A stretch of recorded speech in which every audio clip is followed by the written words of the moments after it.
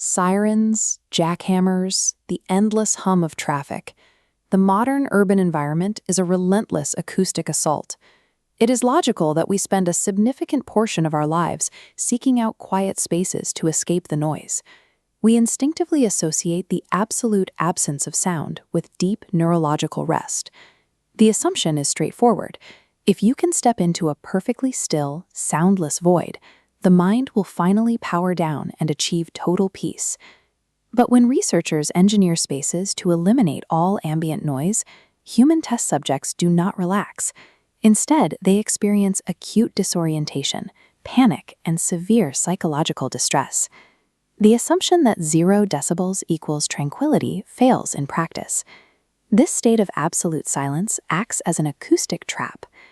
To study acoustic engineering, researchers build highly specialized rooms called anechoic chambers. These facilities are designed to eliminate all external noise and internal echoes.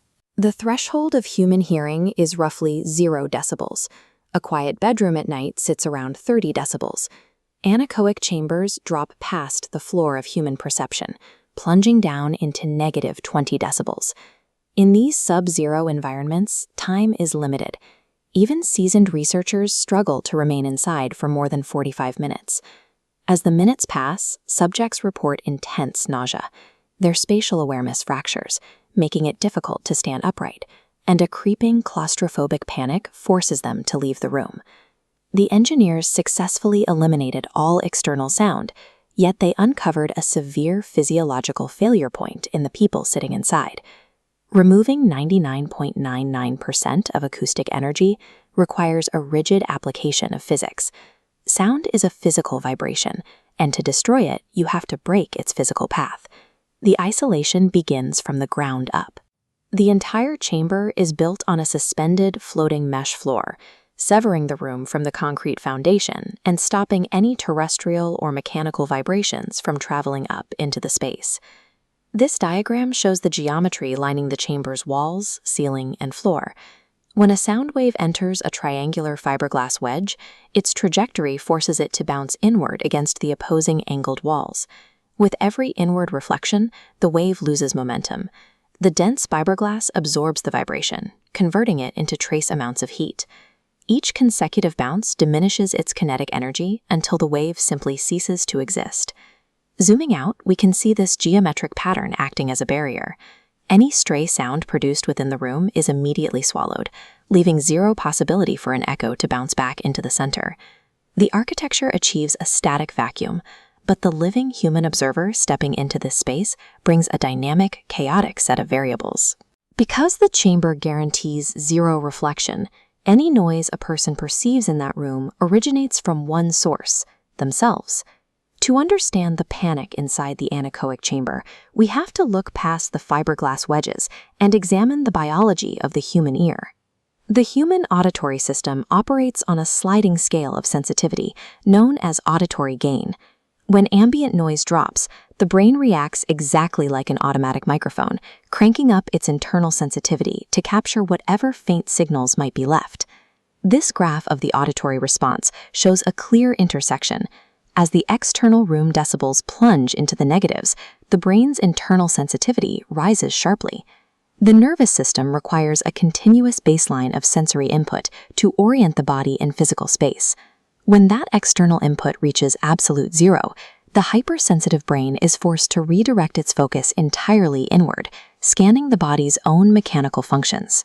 Actions that are completely silent in the normal world cross this newly lowered threshold. Microscopic biological movements become highly audible events. Subjects first notice a heavy, rhythmic thudding echoing in their ears. It is the sound of their own heart pumping blood upward through the veins in their neck and skull. The overwhelming noise tearing through the silence is the inescapable friction of human biology at work. Soon, the heavy thud of the heart is joined by the respiratory system. The involuntary act of expanding the lungs to draw in breath registers as an abrasive rush of air traveling down the trachea. Then the gastrointestinal tract becomes apparent. The slow churning of stomach digestion and the movement of internal fluids produce sudden, highly distracting mechanical gurgles and grinding noises. Even the nervous system itself generates acoustic feedback. Devoid of external data, the sensory-starved brain begins to translate the electrical firing of its own microscopic neural network into a continuous, audible, high-pitched hiss. In its attempt to find a signal in the void, the brain amplifies every internal process. The human body is exposed for what it is, an overwhelmingly loud, relentless machine. The 45-minute breaking point in the anechoic chamber stems from psychological overload. Test subjects flee the inescapable roar of their own biological machinery. We enter the chamber expecting peace, only to discover an oppressive, claustrophobic acoustic force. The paradox is built into ourselves. As long as our organs are pumping fluid and compressing air and firing electrical charges, we generate relentless physical friction. A living human being and a state of absolute acoustic silence are mutually exclusive conditions in physics. The two cannot exist in the same space.